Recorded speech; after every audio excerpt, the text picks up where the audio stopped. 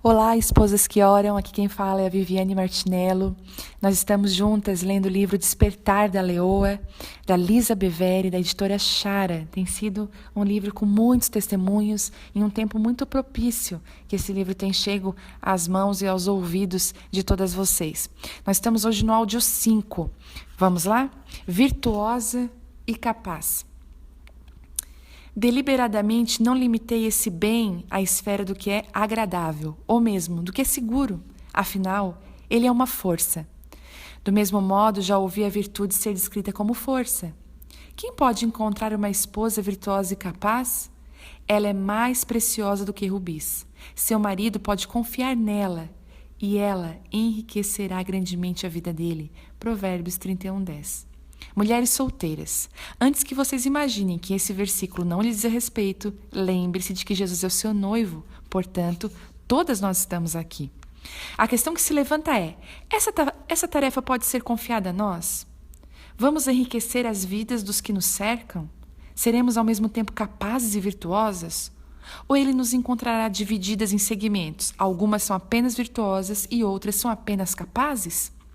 A expressão de uma coisa, mas não da outra, não basta.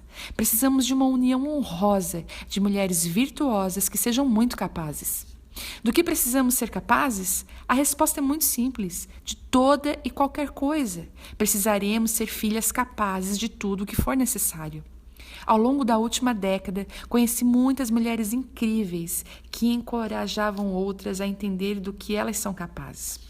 Por causa da crescente consciência da necessidade, as mulheres estão, deliberadamente, concentrando suas forças em buscar conhecimento educacional e desenvolver áreas específicas de talentos para terem uma resposta capaz. Elas são brilhantes o suficiente para fazer perguntas a partir de uma perspectiva iluminada de percepção e relevância. Elas aprenderam a buscar as qualidades necessárias para que possam crescer e se tornar tudo o que realmente são. Essas mulheres são talentosas e cheias de dons. São destemidas, porém sabem honrar. Estão conectadas, porém têm autocontrole. Estão presentes, mas alcançam longe. São compassivas, mas ferozes. São puras, mas não ingênuas. E são fortes e gentis, simples, porém altamente estratégicas. Se nossos planos e programas não traduzem as necessidades da Terra e de seus habitantes e não os afetam, então não passam de teorias. Programas precisam adquirir vida, eles só funcionam se pudermos dar voz, mãos e pés a eles. Nosso mundo conheceu o impacto de muitas forças. Ao longo dos séculos, nossa Terra tem sido assolada por forças da natureza como furacões, tsunamis e monções. A concha da terra tem sido dividida e seus fundamentos abalados por terremotos. Forças armadas têm se reunido por motivos e propósitos tanto nobres quanto vis. Colisões de forças armadas têm se reunido em campos de batalha e deixado destruição em seu rastro. Mas se houvesse uma força que não se deleitasse em seu poder de intimidar, ameaçar ou destruir, os membros dessa força teriam papéis estratégicos e únicos, alguns visíveis, outros invisíveis, mas todos eles valiosos. E se essa força fosse ao mesmo tempo altruísta em sua motivação e simplista em seu objetivo, como ela seria? Alexandre o Grande disse: "Não tenho medo de um exército de leões liderados por uma ovelha. Eu tenho medo de um exército de ovelhas lideradas por um leão." Que imagem incrível de nós! Somos um exército de ovelhas lideradas por um leão. Por seguirmos o leão, não devemos guerrear como tímidas ovelhas. Somos mansas na maneira como seguimos e ferozes na maneira como lutamos. Desse modo, o manso e o feroz se encontram e se sentem confortáveis. Se estudarmos o curso natural e a história das forças humanas, comprovaremos a existência de um padrão. Primeiro, há uma subida ao poder, depois uma corrupção de força, seguida de uma perda de poder e de um colapso interior. Mas se houver outro modelo, e se houver uma força não formada, porém inexprimível? Estou digitando este livro em uma fonte muito maior do que aquela em que ele será impresso, porque está ficando mais difícil para mim ver o que é pequeno e está perto. Porém, minha visão do que é grande e distante aumentou imensuravelmente.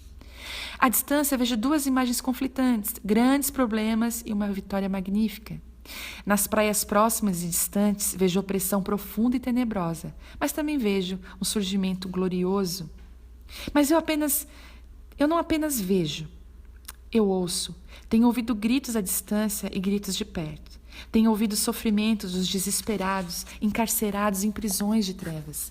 Cada dia é uma luta contra a opressão sufocante que ameaça calar suas vozes e depois vão além, para calar os gritos de seus filhos. A única esperança dessas mães desesperadas é mais para os seus filhos. Se vocês têm ouvidos para ouvir, então ouçam.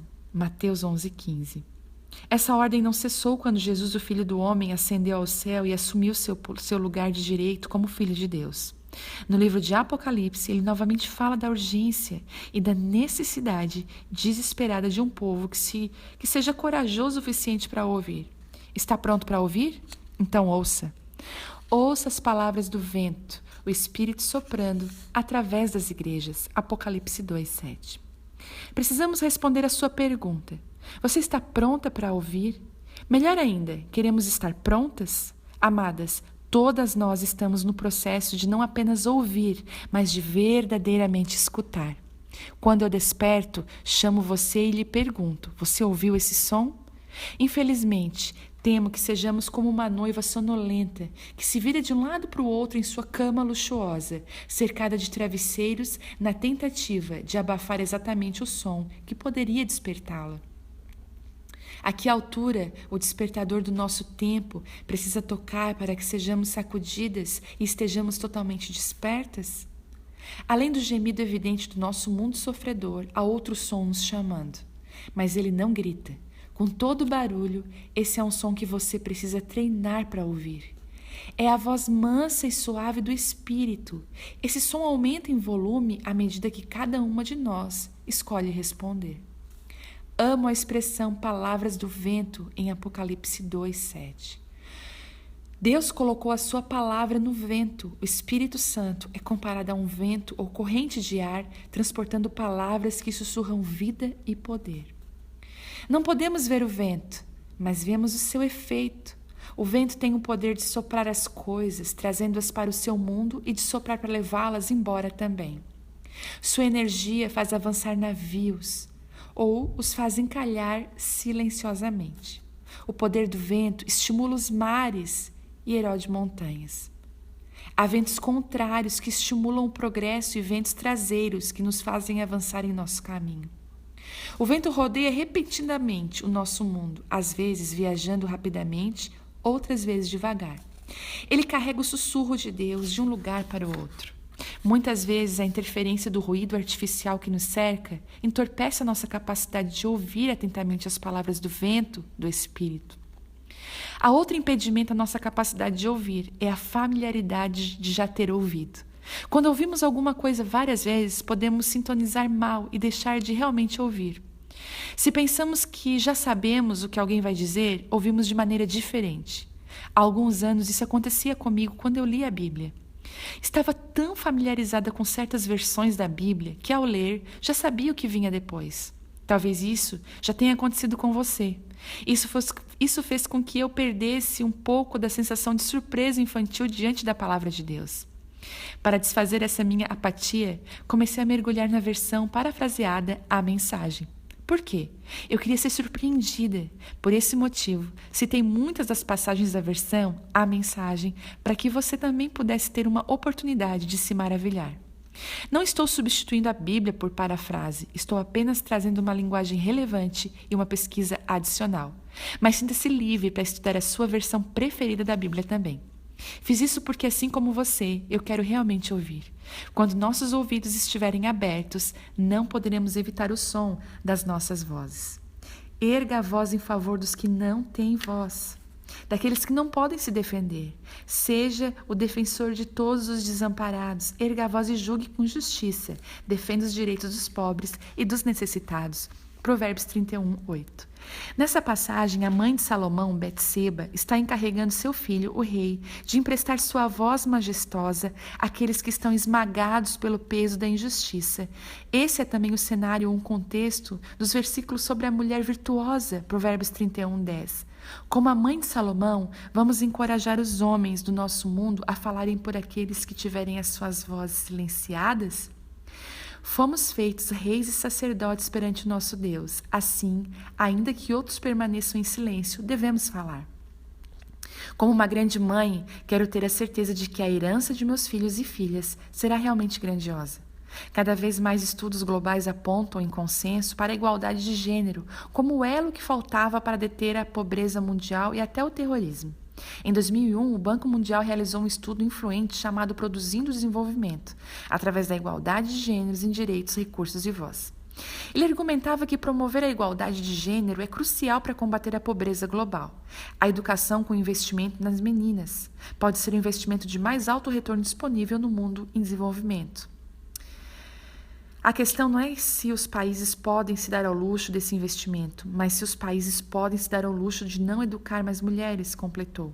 O Programa de Desenvolvimento das Nações Unidas também fez um estudo que concluiu: dar poder e autonomia às mulheres ajuda a aumentar a produtividade econômica. O terrorismo do nosso tempo inspirou os especialistas em segurança a conduzir um estudo de gênero próprio, e eis o que descobriram. O motivo pelo qual existem tantos terroristas muçulmanos, eles argumentaram, tem pouco a ver com o Alcorão, mas muito a ver com a falta de participação feminina significativa na economia e na sociedade de muitos países islâmicos. Alguns das Forças Armadas argumentaram que outorgar poder às mulheres retiraria o poder dos terroristas. Grandes despesas e esforços foram dedicados a esses estudos cruciais, criteriosos e extensos. Fico sempre perplexa quando a sabedoria humana nos aponta de volta para o que Deus disse desde o começo. Muito antes de haver um problema mundial, houve uma resposta mundial: a mulher. Não é bom que o homem esteja só. Farei para ele alguém que o auxilie e lhe corresponda. Gênesis 2:18. O homem só não era bom. Agora, exatamente como no começo, acrescentar mulheres à equação da vida multiplica e traz bondade para os homens, as mulheres, as crianças e o mundo que todos nós compartilhamos. Uma vida isolada convida o que não é bom a entrar. Os seres humanos foram criados para ter conexões uns com os outros. Ainda assim, alianças exclusivas de homens parecem uma receita para o desastre em potencial. Podemos concluir a partir das percepções de Gênesis e dos estudos atuais que as culturas dominantes voltadas para o homem não são saudáveis em muitos aspectos. Você não foi criada para ser subserviente, você é uma coerdeira. As mulheres são respostas de Deus. Somar a voz das mulheres aumenta a oportunidade educacional para todas as crianças e estimula a economia e aparentemente diminui o risco de terrorismo. Mas como é essa resposta da mulher? Quando descobri e celebrei a minha criação feminina, percebi que eu não era uma segunda ideia. Como filha, esposa e mãe, eu era uma resposta. Se eu era uma resposta, então era lógico que as irmãs que cercavam a minha vida fossem respostas também. Não somos cidadãs secundárias aos olhos de Deus. Você, amada, tem o potencial para ser uma solução viva e que respira para os problemas humanos. Quando viajo e declaro esta simples verdade sobre a vida das mulheres, jovens e idosas, mal posso explicar a reação delas. As mulheres não apenas ouvem o que eu digo com o coração cheio de tremor, elas repetem em voz alta e acreditam: eu sou uma resposta. Nesse momento há uma expansão, uma revelação. Os olhos das mulheres são reorientados e abertos para ver o seu feminino da maneira que Deus sempre as viu, aquela que completa. Mas esse entendimento é apenas o nosso começo. As mulheres são mais do que um estímulo econômico coletivo, e com a nossa capacidade de gerar soluções, novas questões surgirão. Estamos escrevendo uma nova declaração de direitos, na qual as mulheres são as amigas da humanidade. Nós nos reunimos para mapear um mundo no qual mulheres e crianças são bem-vindas e não exploradas. Eis um pouco do que sei sobre a filha do céu. Ela é amável, inteligente e capaz. Sua vida está conectada e não isolada. Ela é amada por Deus e odiada por Satanás. Ela é oprimida mundialmente por meios sutis e óbvios. A questão permanece: o que essa mulher poderia ser coletivamente se fosse apoiada e agisse de maneira estratégica?